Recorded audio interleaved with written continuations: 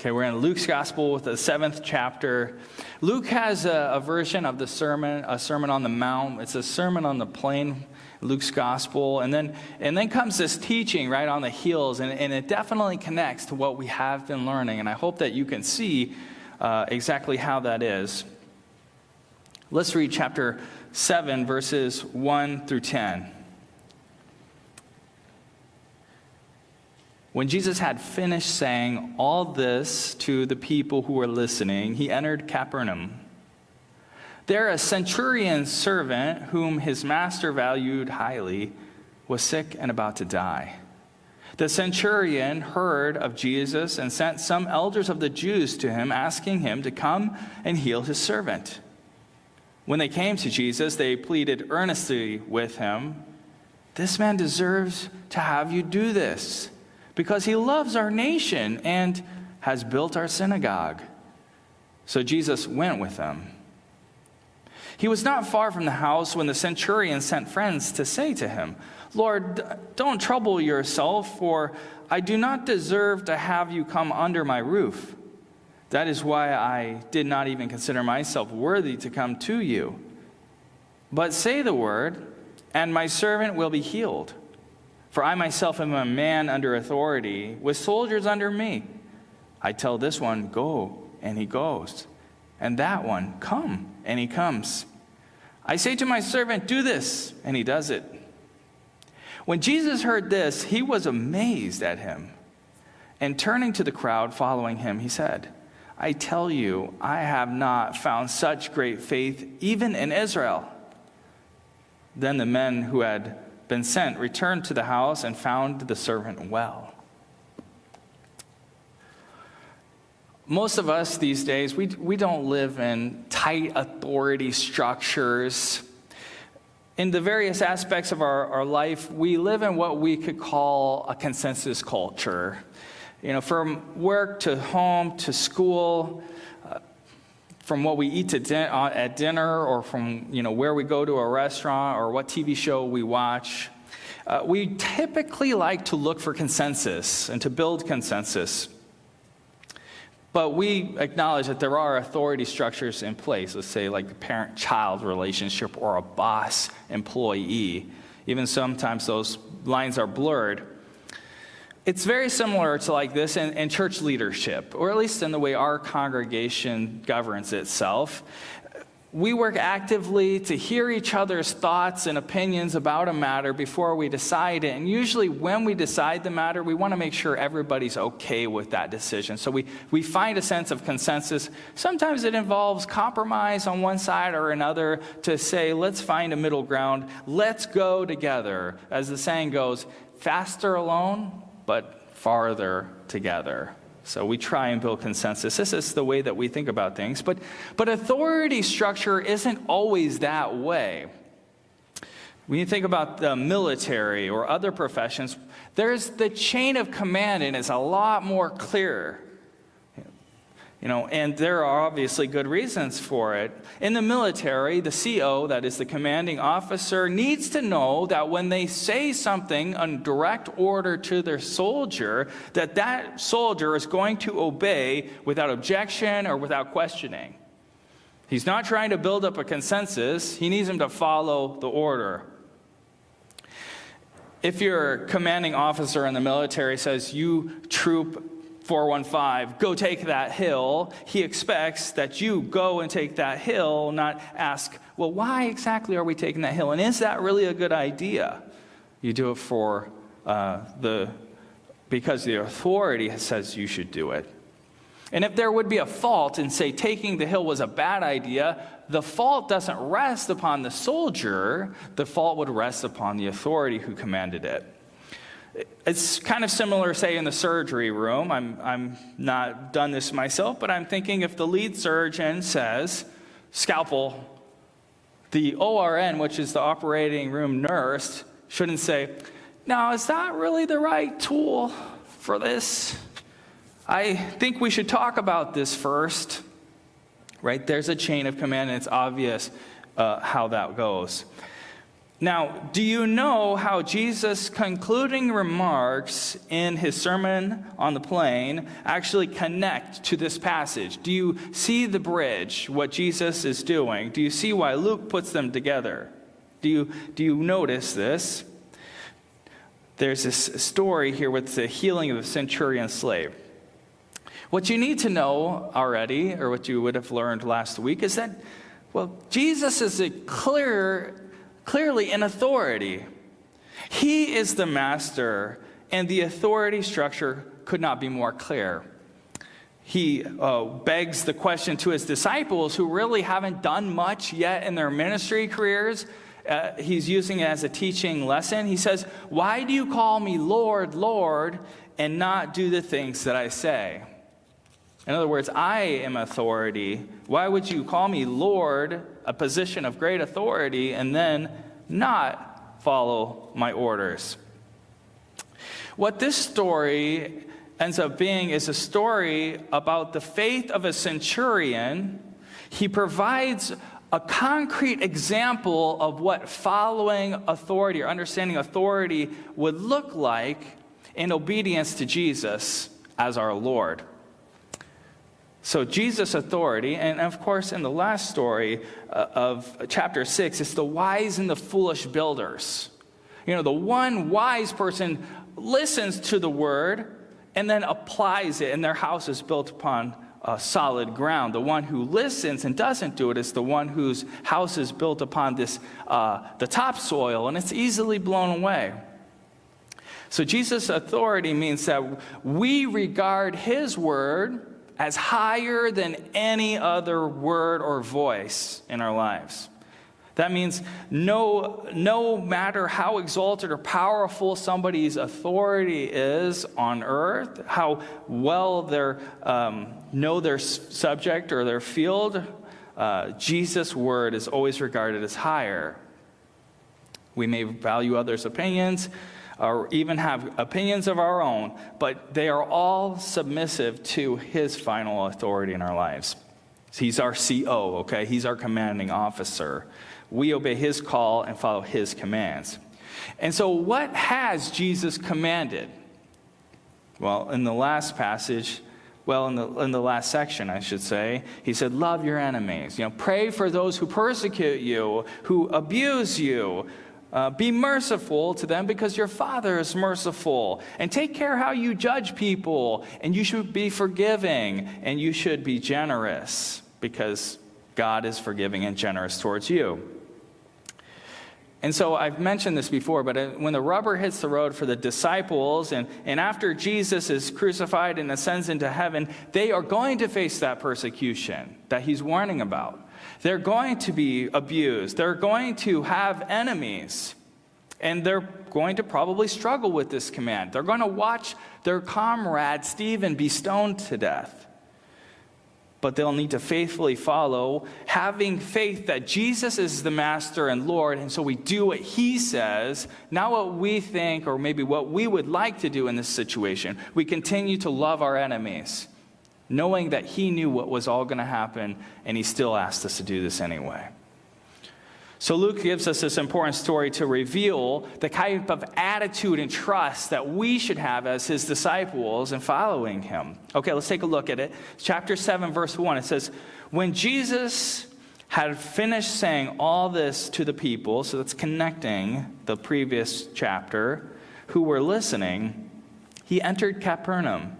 There a centurion servant, whom his master valued highly, was sick and about to die.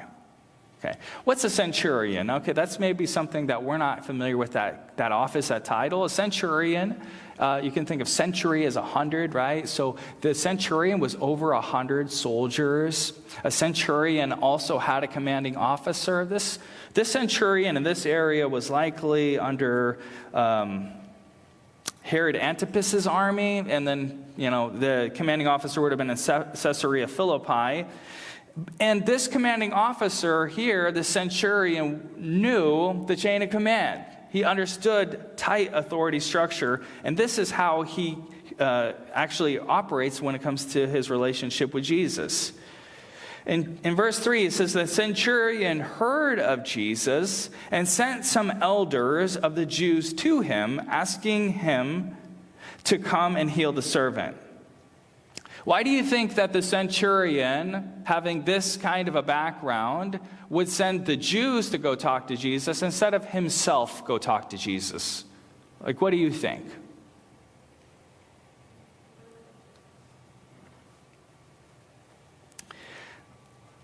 He understands chain of command. He understands authority. It wouldn't be right for a soldier to go right up to the top in the chain of command, right? So he goes to somebody who would be an intermediary to go before Jesus.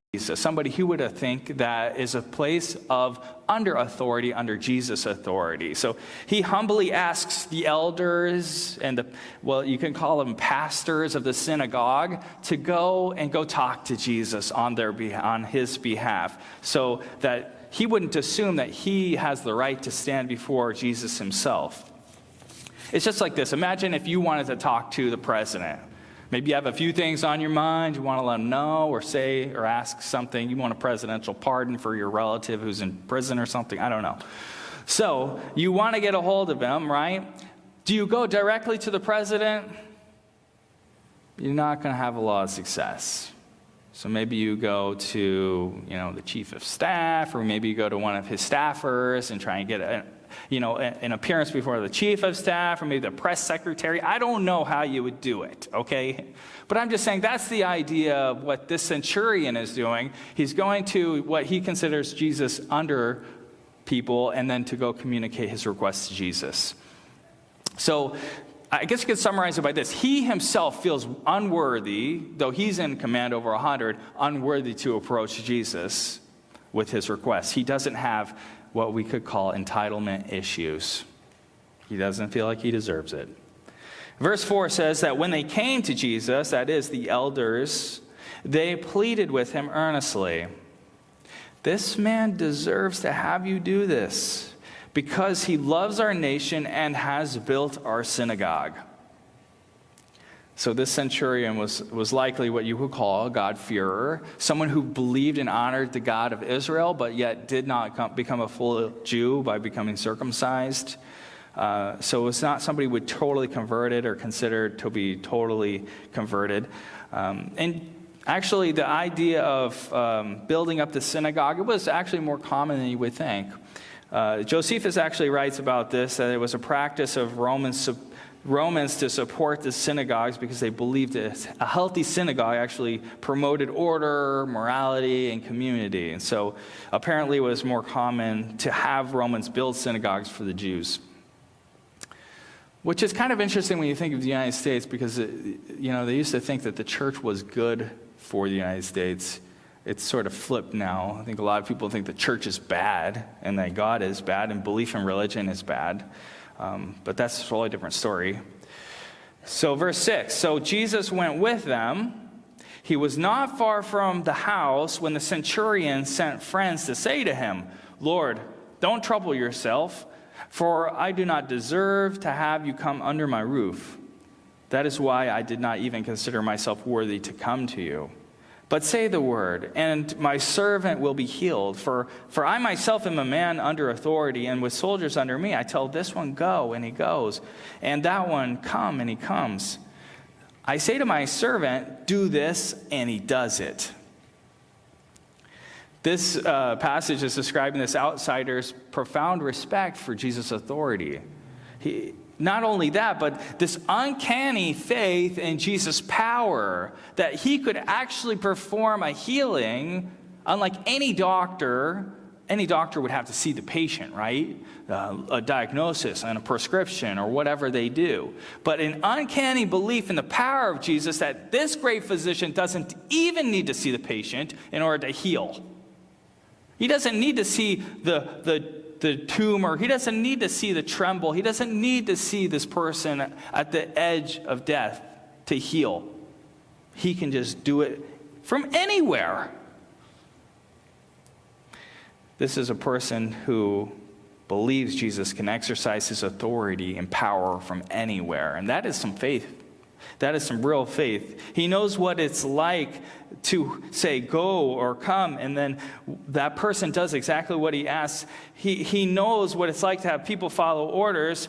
Therefore, he knows if that's the way authority works for him, if he says to this person, go, and they go, then how much more so for the Lord? If he has that kind of authority and people will follow, how much more for the Lord? Well, the Lord he can command anything, and it will take place because he's the Lord. That's why we call him Lord, because he has authority over all things. That's the power that he has. And so from anywhere and any place at any time, he can do anything that he wants to do. That is the rationale of this guy. So at this, all Jesus needs to do is say a word of healing.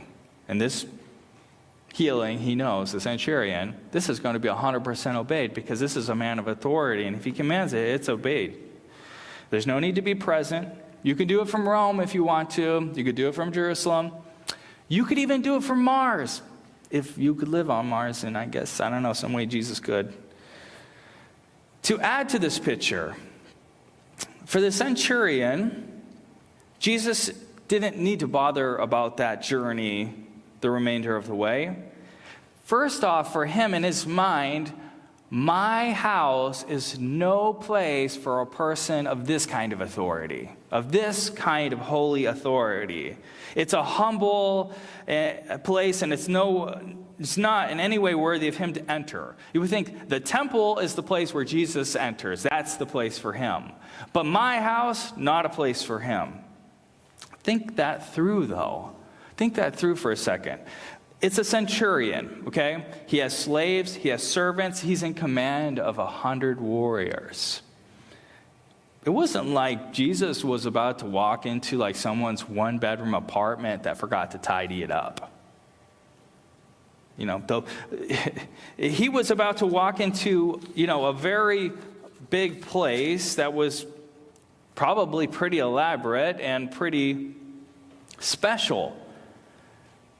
But his idea is that a centurion's place is no place for someone like this, the Lord. And at this kind of faith, this kind of humility, Jesus has a really rare reaction. And I mean, when you look at the Gospels, you can count how many times that people are amazed at Jesus. Now count how many times that Jesus is amazed at people. And it's very rare. And Jesus has this a rare reaction recorded here. It says in verse 9, Jesus heard this. He was amazed at him. And turning to the crowd following him, he said, I tell you, I have not found such great faith even in Israel. Then the men who had been sent returned to the house and found the servant well. That was a little bit of an indictment to the elders and to the disciples, okay? Let's just imagine right now that you went home and you had a nice meal prepared, okay, a nice meal. You guys ate that meal, and then later you went out to supper and dinner or something at someone else's house. And then you commented at that meal saying, this is the best meal I have ever had in my entire life. Like the person that you had cooked for you your whole life might feel a little bit, ouch. Like I've cooked how many times for you, and the one time you eat this person's meal, it's amazing, like beyond belief. That would sting a little bit. Well, think about the elders. The elders are saying that this person isn't even a Jew. This person is a God-fearer. He's sort of on his way in, but he's definitely not inside. If he went to the temple today, he couldn't enter into the temple courts. He's an uncircumcised Gentile. So he's certainly an outsider. And so out of all of Israel, including my disciples and all you fools over here, not one of them has the faith of this centurion. Wow. I'm sorry. I know that people's jaws just dropped at that moment. I know mine would have. I would have felt like really sheepish and embarrassed. Wow, I need better, stronger faith, apparently. Notice that Jesus equates faithful acknowledgement and correlating faith-based action in his authority of the centurion as worthy of commendation, okay? So it's not just belief, but it's correlating action. That's what faith is. Faith is actually believing something, but allowing that belief to inform your decisions and actually impact your decisions so that your life correlates with what you say you believe. The centurion is one for whom the word Lord actually means something. It's not a throwaway word like Jesus was warning for his disciples. Don't call me Lord, Lord, and not do what I say. That is just a throwaway word. You're giving me a title which you haven't really given me in your heart, unless you actually do what I say. Some people will say, ask Jesus into your heart. I like that, actually. I like that. You should ask Jesus into your heart. But do you know what it means when you ask Jesus into your heart? In the Bible, when it talks about the heart, it's actually the thought center. It deals with how you, not just how you feel, but how you think and act. It's about who you are. So when you ask Jesus into your heart, you're essentially saying, Jesus, come into my heart and take over the thought center of my life. You become my Lord. Before, my heart was my own, and I decided for myself where I went and what I did and the things that I thought. But now, when I invite you into my heart, I'm inviting you to sit as Lord of my heart, and that you get to decide what it is that I should think or do, or how I should feel about certain things. It's no longer, I'm Lord of my heart, but you are Lord of my heart. And so I encourage anyone, to invite Jesus as Lord of your heart, but know what that means. It's not just saying, I'm inviting you to start a good work in me. That is true, but it is a bit higher than that. You're saying, not only am I inviting you to start a good work, you're saying, I'm inviting you to start a work which I will allow and submit to, because I'm calling you Lord of my life.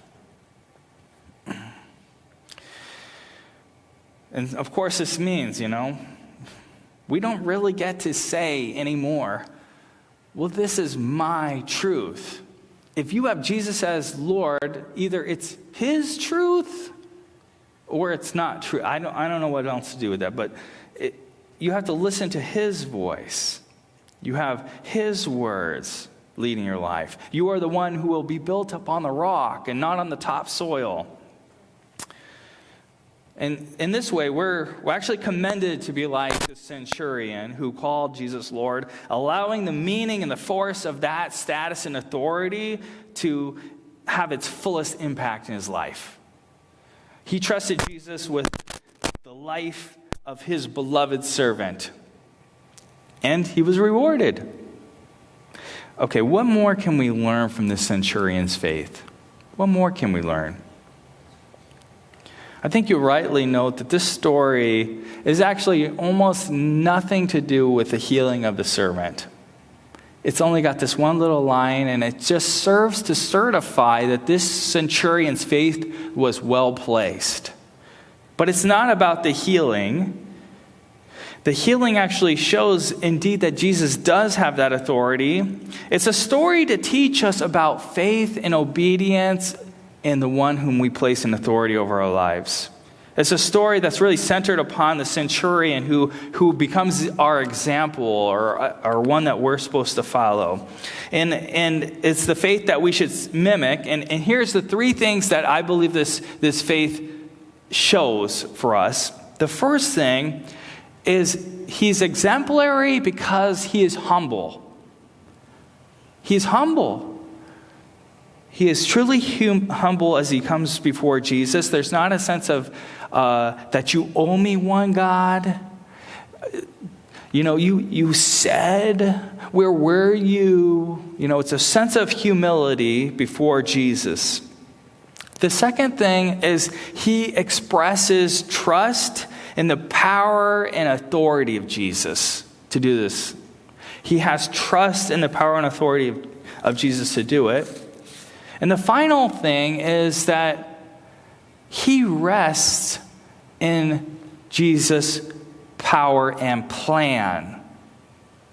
He sends a delegation inviting him to come. I think after maybe further thinking about it, he stops Jesus short from coming to his door. And he says, look, if you will, if this is your plan, you may speak the word, and that is all that is required. You don't have to waste any more of your precious time to come and do this thing for me. He rests in Jesus' plan over whether or not this person will be healed, in what manner they will be healed, whether it will take 12 months, whether it will take 10 years, or whether they won't be healed. He has humility, he has trust in the power and authority of Jesus, and he rests in Jesus' plan. This centurion started with the stated need. And it wasn't a demand. Notice that this is a person who is used to giving orders. He stated a need. His servant was sick. He humbly requested that Jesus would do something. He affirmed his belief in Jesus' power by inviting him to cut off his journey short and just simply heal where he was, if he will. He rested in Jesus' plan. So here's where I think it connects. I mean, obviously, much of it already connects, but maybe you're not thinking about it in these terms. Where in your life are you like this centurion? Where in your life do you have a real felt need? The centurion had a loved one that was critically ill, a servant, but the way that he refers to this person, it seems like this is a loved one. Maybe you have a loved one that's going through a time of serious illness. Maybe, though, it could be something a lot more maybe mundane, like finances.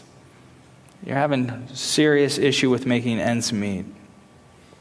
Maybe it's a medical concern of your own. It could be, a marriage issue.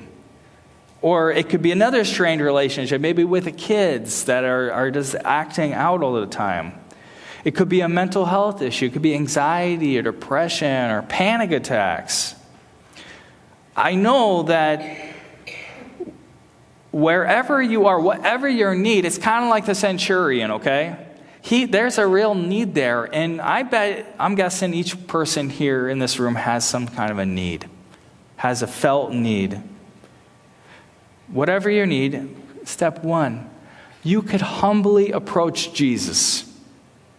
You could humbly approach Jesus like the centurion did. You could express your trust and power in his authority.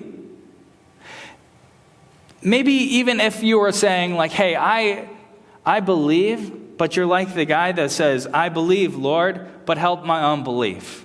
Maybe you're in that place, and that is okay too. You can give the honest truth to God. You can say, I believe and trust in your authority, Jesus. I know this story teaches me this. I know that the Bible is your word, and so I could trust it. But guess what? I have this sinful nature that's being remade, and I have doubts. And I need you to affirm or help me in my unbelief. If that's where you are, let that be where you are. Whatever it is, be honest with God, because this isn't a magic formula. It's not like, okay, step one, I'm going to go humbly before God. Step two, I'm going to just have faith and believe in Jesus' power and authority. And step three, I'm going to rest in his plan. And then all of a sudden, voila, we got popcorn. That's not the way it works. So I think make your request with the knowledge that he is able to do what you ask. No matter where you perceive that he is. Maybe you feel like he's far. Maybe you feel like he's close. The story teaches us that it doesn't have to be like, if Jesus was in the flesh right now, I'd lay out my arm and he would touch me and I'm better. He can do that now. He doesn't have to be here for that.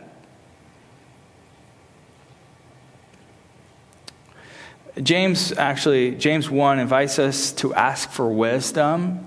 But the principle that goes beyond this, I think, applies to what Jesus would commend this centurion for and rebuke his disciples for. Okay, listen. James 1 verse 6, it says, but when we ask, we must believe and not doubt, because the one who doubts is like a wave in the sea blown and tossed by the wind. That person shouldn't expect to receive anything from the Lord. So you see why the centurion is commended for his faith and true belief and the trust, but why then the disciples, if they doubt, why they would be rebuked for that. So we should believe, we should ask, and we should ask in faith and knowing that he can. And then finally, trusting in Jesus, it means trusting in his plan for our lives. This isn't a magical formula to get him to do what you want him to do. He has a plan for your life. He has a plan, especially when trouble lingers. Paul talks about how the persecution, the trouble that we face actually builds character in us. And so God may be doing something with the troubles that we face. He may be working in us a greater sanctification, a greater cleansing, a greater sense of holiness. He may be doing that, so we trust in his plan. But of course, we trust in his plan when there's a bend in the road.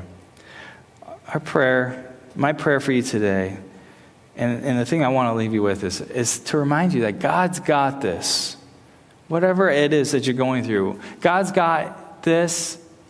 He knows about it. He's not surprised. And God's got you. He's got you. I know for all of his children, I can say this without reservation, he loves you. I can speak for him on this matter. I know it. He loves you. Okay? He loves you. He has a plan and a purpose for your life. He sees pain and he sees trouble and he sees it all and he's at work in it, in the midst of it. He cares for you and he will help you. Let's turn to him with our every need. Let's pray together. Lord God, we confess that too often times we see our problems as just merely physical problems that we need to handle on our own. Maybe it's financial. Maybe it's about going to see the doctor. But allow us the faith and the courage to come and turn to you, to darken your door, to make a request humbly of you. Help us when we do to have true faith and believe that you are able to act and to live accordingly. Lord, I pray that in our unbelief that you would give us strength and that you would forgive us for every time that we've doubted you and that you would renew the assurance of your presence in our life and that you would communicate that presence today. In Jesus' name, amen.